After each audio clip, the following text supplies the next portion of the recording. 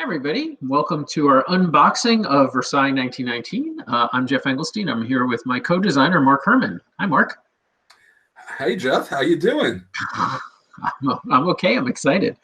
I know. And we should also come clean and say this is actually our second take of this because the first one didn't go so good. Well, yeah, there was a little bit of garbling and stuff, but no. So that's why the shrink is off. But it's still very fresh in our minds. So we're still very excited about seeing it. And actually, I've now played it solitaire twice, so I'm okay. back up to speed. So yours is really mine is much more pristine than yours. So that's why we're using my copy here. And actually, I've already lost the game twice in solitaire, so I feel great. Congratulations! Thank you. So this is our new game, Versailles 1919 from GMT Games. Just a quick note that the rules for this now, if you'd like to check it out, are now posted on the GMT site, and also pre-orders are still open for the P500 if you want to get that sweet 30% discount off the normal price. You can go and get that and be one of the first people to have this if you like what you see here. So why don't we go ahead and open this up. So we're going to start with, let's see what we got here. We've got the rules of play. So this is the rule book. So as I mentioned, these rules are fully available on the GMT site now. So the rule book is 20 some odd pages. And this just includes the kind of the core rules here. Lots of pictures. The game itself is pretty straightforward, but we include a lot of examples and pictures, which made the rules a little bit longer than perhaps they needed to be. But I always think it's better to have more illustration. And if I could, even though this is not a teaching video, but I would just offer that there are actually only 5 things you can do in the game, and 2 of them are optional. So there's 3 things you do politically, and you only get to do 1 per turn, and then there are 2 military actions, but which are optional on any given turn. So you always have to do 1 political thing, and you may do 1 military thing. And everybody's turn, that's the entire turn. So it's really not a lot to learn because the actions are pretty simple, like place cubes, get cubes back. The only one that has any kind of details to it is when you settle an issue with score points. Right. So here we've also got the game is from 1 to 4 players. 3 and 4 play by the normal rules, but if you have the 2-player game, there's just some slight modifications that you need to make or deal that are outlined here. And as Mark said, there's a solitaire game, and the solitaire rules are at the back here. But I want to be very clear. But unlike a lot of solitaire games, there is no bot. This is a more in the lines of Peloponnesian War, where you will be forced to manipulate the game to score points as a solitaire. So it's a real challenge. And I want to tell you, like I said, I've lost twice.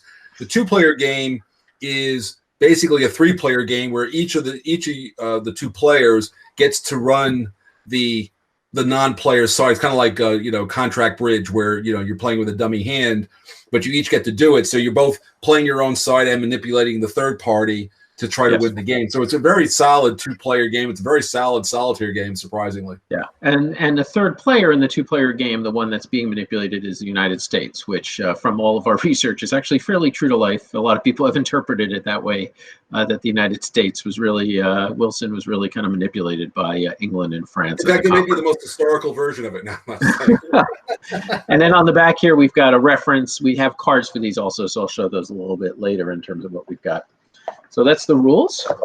We've also got a full playbook in classic GMT tradition. This is actually longer than the rules. This is 32 pages, and there's a lot of detail in here. There's actually a complete full game playthrough of the short version. The game comes at different lengths that you can play. So this is the shortest version of the game, but it has every single turn, every single action played through for a complete game, for a 4-player game. And I want to say that we guarantee that Geoff and I probably missed something somewhere, but we tried really hard. Yes, we did. And Mark went through and played through this whole example and recorded everything. Then I went through and played it through off of his notes and off of the write-up and caught a few things. But yeah, as you said, there is so much detail. Designing a game, there's a lot of detail in this stuff and in all of that stuff, and making sure that all the cards are right and all that. Coming up with an example of putting it like this, trying to make sure it's right, is much more stressful. So please go easy on us if you go through and find a mistake. Yeah. So then it goes through. We have a final scoring, and then we also have a full playthrough of the solo game because, as Mark said, it's a little bit different conceptually. So this kind of goes through, and Mark gave this the very poetic name of Sauron Goes to Paris. Is the official subtitle of the solitaire playthrough. Hey, come on! You got to have a little bit of lyrical fun here. Yeah, the solitaire playthrough doesn't go through all the way in the game, but it does leave it to the point where we know that that the solitaire, the player is not going to win this one. So and to be clear, the solitaire game, by the way, is the same as the core game, except that it just scores differently. Really, is the only answer. Yeah, the basic rules are the same. There's a few other wrinkles, but the core rules, when you're playing your own position, you're playing it exactly the way you normally would. Now, the core of the game is these issue cards, which I'll be showing in a second. So we've got 52 cards for each of the major issues that the victors were trying to resolve at the Paris conference. So here we go through with some historical background on each of the 52 issues. They're color-coded by the category that they were. There's either geographic categories, there's League of Nations issues, which are here, and so on. So you can get some historical background. And then we have design notes, two separate pages here. One is my design notes, and then Mark wrote his design notes here. Interestingly, we each tell different stories about the origin of this game, so you can decide where the truth lies. Well, I actually, when you said that to me, I actually read both of them. It's not that they're different. It's just, in fact, we both agree that the uprising part was the hardest part. It was just your preamble as how you got into the thing and how I got. You have a longer how I got here. I was sort of started with our conversation, so it's just how far back in history you want to go. Okay. And then we have a player aid for the solo game, which there's also a separate card for that, but we put it here as well. So that's that. So next we have the board, which comes in this lovely protective Ziploc. Wow, you put it back in the Ziploc bag after the I did. This is like I want people to get the full experience. I will tell you, by the way, the production, so I wanted to make sure I really showed it off as much as possible. So I will tell you that two things that are not going to come across in this video is how good it really looks. I mean, I know that the camera that Geoff has is good, but my eyes are better. Donald Hegarty, right? Hegarty? Yeah. He is the artist, Irish guy, artist, wonderful fellow. He did a phenomenal job. And what you can sort of see, but it really looks like wood. I mean, it really has that texture of wood. And the other thing I would offer is that Kai Jensen, because we just went through the rule, Kai was the rules editor for the rules. So thanks to her also for, it was a really great effort from everybody. But, I want to thank Kai and Donald for their contributions to this game. So if I could, I think we should just walk through this boards because it's a very so you want me to do it or you'll point? Go ahead. So we can start on this side of the board here. You can be Vanna White, okay? I will. So what's in the bottom of the screen? You'll see there's like a chair and two open spots. Very nice, Vanna. So what happens is, and Geoff will start putting out cards, 2 issue cards. This is a conference table inside the conference room where Wilson, Lloyd George, Clemenceau, and Orlando sat, and they discussed the issue. So at any given time, there are 2 issues that are actually on the conference table that you're playing toward, and then you'll see there's a chair there which will be filled shortly. In this case, who is it? I can't see it. That's Ferdinand Foch. Oh, Foch is in the chair. So imagine you're in a room. One personage who is not the big four is sitting in a chair, who has an agenda that he's trying to influence into the event, and you got these 2 issues. Now, closer to Geoff, at the top of the board, you have 2 other chairs where 2 other personalities are sitting. So these are people waiting to get into the big room. You can see the arrows. That's how we'll talk about that in a minute. And then there are 3 issues. So imagine you've got aides that are holding papers with the issues to be brought into the room when they're called on to. And so, Geoff, why don't you talk to them briefly about how an issue would. So, as I said, to play the game in your turn, normally you have these 15 just holding cubes. You're going to play cubes on exactly 2 issues, and you have to have the majority on any issue that you play on. So, for instance, if there were 2 issues with 1 on them, Geoff, just put on the table, right? 1. Would you pick white ones? I can't even see them. But there's 2 white. Not a good choice. Okay, so those are two British. The British each have one political influence in each of those issues. Now the French want to play in those, and they could play in the ones in the waiting room also, right. By the way. French could put 2 there and 1 there, and that would be their turn.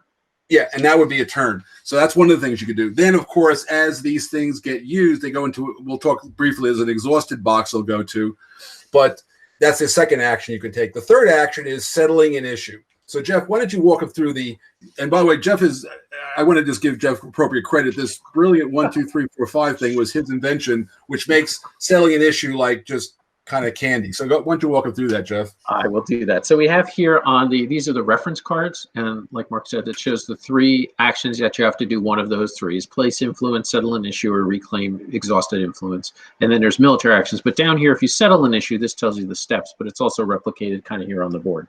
So if you're settling an issue, in this case, the French would claim this issue, but anybody can settle it. So in this case, step 1 is you just take the issue off and you resolve the issue. In this case, give it to the French player, and they would decide which of these options they want to be. This particular issue, which I grabbed at random, is Cilicia, which is in modern-day Turkey, and the options are to either give it to Turkey, make it a French mandate, or make it independent. And depending on what you select, that's going to affect various things. So in this case, if you give it to Turkey, that will make the French sad. If you make it a French mandate, that makes the U.S. sad and gives a special token, which I'll show in a second. This is a French colonization token, a French Empire token. But it also creates some unrest in the Middle East. And finally, if you make it independent, that helps people that are interested in self-determination. That's a self-determination icon, and makes the French doubly unhappy. So whoever is settling the French in this case control it, so they would settle it. So most likely they would pick this. Well, they might make it a French mandate, most likely, if they're settling it. And then you resolve this. So that's step 1 you do here. Step 2 is you resolve the event, this bottom part of the card. Again, the bottom is not on the board. It's the bottom of the card, not the top, because it's right there on the board. Right. Shows that this is the part of the card that you resolve. And then step 3 is you're going to bring down new issues, and they come with the cubes, and you bring down one of these new people that come down in here. And then step 4 is you refill this space here.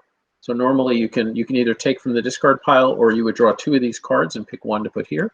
And then you put out an event is step 5. That's number 5 there. And in this case, you do the top part of this card. In this case, it says add a powder keg to a random region. So we'll talk about that in a little bit. And also show it's also indicated on the board. You only use the top there. That's the crisis. Yes. Now, the one other thing I will tell you, and this is not meant to be a strategy tip, but a lot of people, when you play a game the first time, you go, "Oh my God, there's so many choices." Well, you know what the funny thing is? These issues, like if you look at I want you to hold that Silesia issue up, right? Yeah. Which one you just played? Oh, Silesia, yes. Yeah, you put it right back there. So you'll note that if you just read what the choices are, they actually make sense. So you don't have to, do any kind of deep study. Do I give Silesia to the French or I give it to whoever? It just makes sense what the choices are and what the effects are. Hopefully, because I think we spend a lot of time working on these effects about what one of those choices would be. And so just by reading the card choices, you should understand intuitively what the benefits and not benefits of any particular choice is. And so I think that that's something that people might say, "Oh, that's going to be really hard." The answer is, if you just read it, it'll be quite easy. Mm-hmm. So that's basically the settling process. And so those are all and every turn you must take one political action, and those are the 3 political actions. You're either going to place cubes, you're going to recover cubes, or you're going to settle an issue. So those are the only choices you ever have, and you must do one of those 3 every turn. So you have those. So sometimes you're going to be forced to settle. And by the way, one of the really interesting things in this game is there are times when the active player does most of the actions in a settling. If somebody else has a settled issue, you could settle it for somebody else to gain control of the agenda. So again, a big strategy in the game is that. So now going to the right side of the board, that side of the board. So first off, on the lower right, you see this gigantic exhausted influence. That's where all your cubes go when they're no longer, when you settle an issue, settle an issue, whatever. Then there's the edge track you can see. It goes from 25 to 0. And by the way, the backs of some counters have plus 25 in case you go over. And that is how you measure happiness in the game. And so less happiness will cause you to you might have to demobilize some military units, and of course, there's points to be scored. Geoff, point to the part where you get the points for the happiness issues. Right there. That's here. Yeah, so depending on whether the 2, 3, or 4 player, the person that gets the end of the game that has the most happiness gets 6 points at the end. 4 points for second place, 2 points for third place, no points for the person who's least happy. Plus, as Mark said, happiness affects military. These are the discs, the cubes are influenced, but these red discs are military, and those mainly apply to this upper part, which we'll talk about in a second. But as you get less and less happy, you have to start losing your military. You're forced to demobilize your military. You can voluntarily demobilize military in this track here, which gives you happiness. If you're the first person to demobilize your forces, you gain 5 happiness, which again is based on the history. The public really wanted the troops to come home rather than hanging out in Europe or wherever, or Africa, trying to put down rebellions and uprisings and things like that. But if you get into like this section here, you're only allowed to have 2 military. So if you have more than 2, you must demobilize 1, and then you have to put it here and you only get the 1 happiness. So it's kind of a trade-off between using your military, which tends to make you unhappy, to try to get the issues you want to get and keep things calm or create agitation, versus holding on to your military for the duration of the game. Now you did not punch out the counters, but now where Geoff is closer to, there are every card. Well, no, not every card. Most cards are applied to a region. And so you see the fists and the powder kegs there. So if Geoff, let me point to the board for a second. So what happens is that an issue like Silesia was probably a Middle East issue, as I recall, right? Cilicia, yes. Silesia is Europe. Cilicia is a Middle East issue. It corresponded to that middle track, which I think is the Middle East, is the middle track, right? So, and it's color coded to that also, all that kind of normal. Donald did a great job with all the colors. I will tell a quick funny story. I had an earlier version of this map, and I played the game with Mark Simonich, who's the art director of GMT Games, and he goes to me, "I don't like the colors on this track." I said, "If I was the art director, I would change them." And that conversation very quickly. So now Mark Simonich has picked these colors. I want to be clear. I did not pick them. Geoff did not pick them. So if you don't like the colors, write Mark Simonich and personally complain to him. So there are 5 regions, and there also are 2 categories of issues that are league issues and reparations. Reparations, I was going to say, yeah, reparations. Those 2 particular kinds of issues don't have a region because they're sort of like more ubiquitous, they're league issues or whatever. And you can't use military in that situation. So just so you understand those. But the 5 regions, what it's going to happen is as unrest goes up, just Geoff, show them how we would move along the track. Why don't you explain? I can't see it that well. So why don't you explain the track? So basically, there's an unrest token, which is a little fist token I'm not going to put on here because I haven't tilted it up. It's an unrest token. So as cards, I showed you the card earlier. Here again, just so you can see this middle choice here. If you pick French Mandate, the Middle East gains 2 unrest. So you would move the marker up by 2 here. The unrest marker would go up by 2 boxes. Then there are certain cards when you do crisis events, when you flip over cards, and other things may cause you to do an unrest check. If you do an unrest check, you just look at whichever region has their marker furthest to. I'm going to get my right and my left next up here, but furthest towards this end of the track, you roll for. And on the bottom here, it tells you what to roll. So if the marker for the Middle East is here and there's an unrest check, and the Middle East is the farthest along, then on a 3, 4, 5, or 6 on a regular die, there would be unrest in the Middle East, an uprising. And that has a couple of effects. The biggest is that one of the Middle East issues that's already been settled is going to come back up onto the table, and there's going to be just an immediate bid. But this time, it's not just influence. You can bid military to try to take it over, and then you have to re-implement, whatever the choice is. Whoever takes it over can make a new choice in terms of how that's going to be settled. Then after you've already deployed military units for the region, that gives you an edge if you already have military units in the Middle East. So once you resolve it, then you reset your unrest back to this area, except that you have a powder keg column as well. There's powder keg token in each one. Each time there's an uprising, the powder keg marker advances. This is as far as it can advance, and the unrest can never go lower than the powder keg marker. As Mark was saying, you can send armies here. I'm going to put this down. You can send military to any of these columns into a specific region, and there's different effects that they have. So first is the unrest marker can never go higher than a military unit. So that's one way. If you put it here, the unrest can never get higher than the 5+ column. But also, it does other things for you. So when you first deploy there, it gives you unhappiness, but also, which is bad, but it also lets you pull influence out of the exhausted box, which is good. So it helps you gain influence back by flexing your muscles in the region.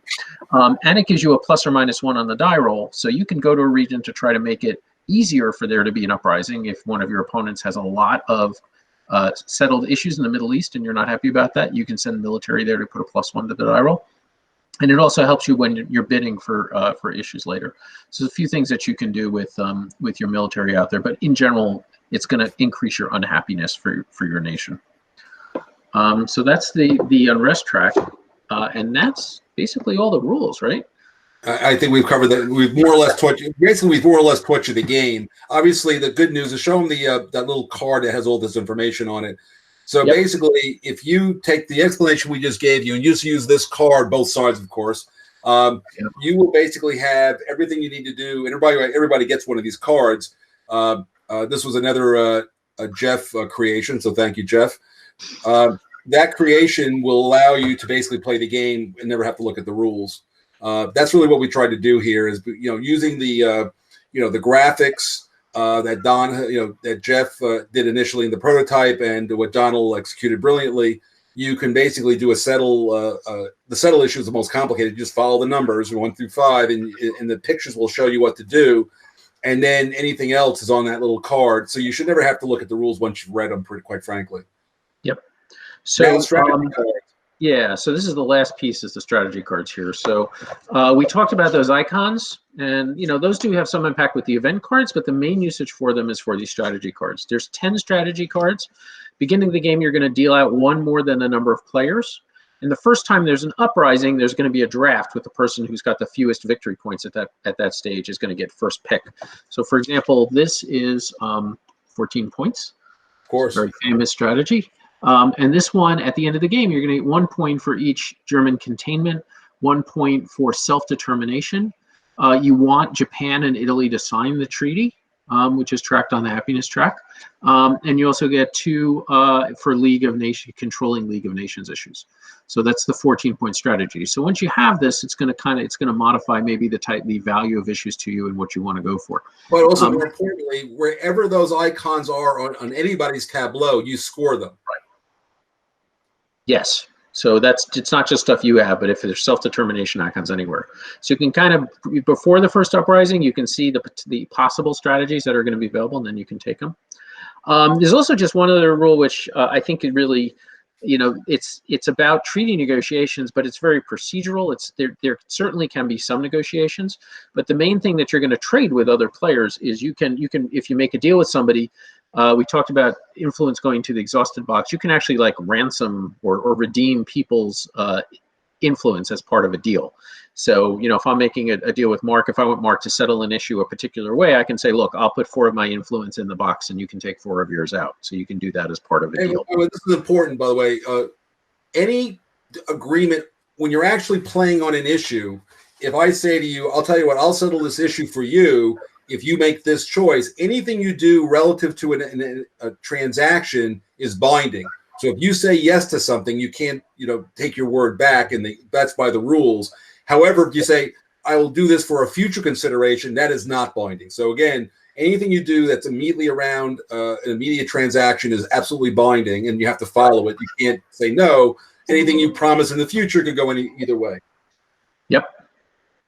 So that's the game. The last thing we wanted to talk about is we're going to be doing something a little special. So before the game comes out, because there's been delays in getting this over here because of the virus and the shutdowns, and GMT's warehouse has been shut down. The games are printed and they're en route, but they're delayed where we kind of were hoping that they would be.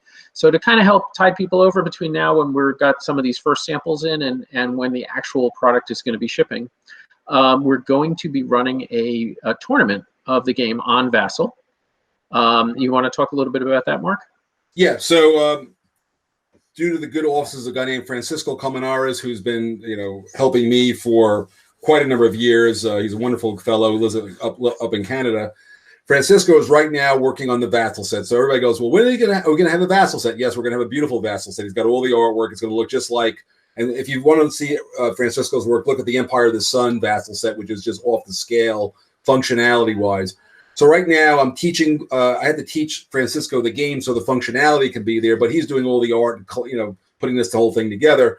And once we have the Vassal set, we will, and Geoff and I have to figure out the exact mechanics of how people play and post the results and all that. So there'll probably have to be a website of some kind. I don't know. We're going to work on all that. That's going to take a little bit of time.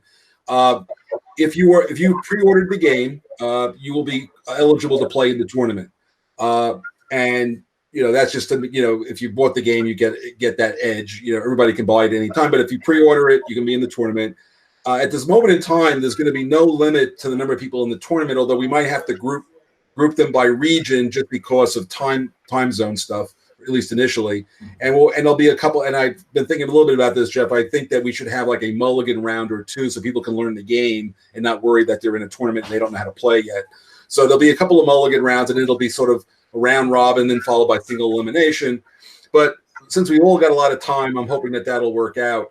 And we've posted, as Geoff just pointed out, the GMT has now posted the rules online, so anybody can read the rules. But like I said, the only criteria for being in the tournament will be that you want to be in the tournament, and two, that you pre-ordered the game, just to be fair to the people who supported us to get it this far. That's all I got to say on that so far. Yep. Thank you, Mark. And yeah, as I said earlier, you can still pre-order the game. So you can still get the P500 price on GMT's website. So if you're interested in participating in the tournament, we encourage you to go there and sign up for it. We've already got about 1,500 pre-orders, which is very exciting. The more the merrier. I actually hopefully 1,500 people don't sign up for this tournament. But I guess the answer is that would be, I don't have to manage the logistics.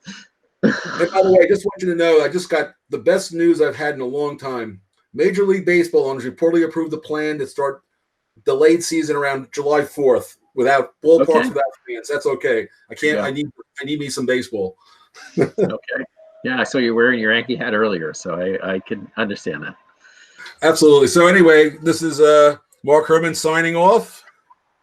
Yeah, and Geoff Engelstein, and thanks so much for sharing time with us to check out Versailles 1919.